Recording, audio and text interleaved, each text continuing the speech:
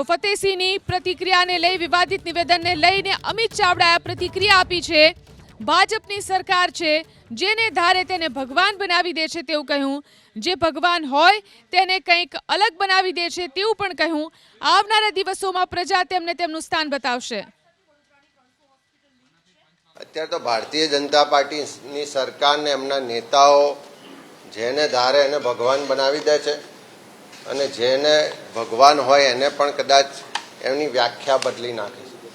ઇતિહાસ બદલવા નીકળ્યા છે, નવો ઇતિહાસ લખવા નીકળ્યા છે, પણ જે વાસ્તવિકતા છે એનાથી દૂર જઈ રહ્યા છે। તો હું માનું છું કે આવનારા દિવસોમાં રાજ્ય માટે, દેશ માટે ખૂબ ચિંતાજનક છે અને ઇતિહાસ બદલવા કે ભગવાન બદલવા કે નામ બદલવા નીકળેલા લોકોને પ્રજા પણ ઓળખી ગઈ છે। આવનારા દિવસોમાં એમનું સ્થાન પણ પ્રજા એમને બતાવશે। તો જે રીતે અમિત ચાવડાએ નિવેદન કર્યું છે, તેમને કહ્યું છે કે જે ભગવાન હોય તેને કંઈક અલગ બનાવી દે છે ભાજપની સરકાર।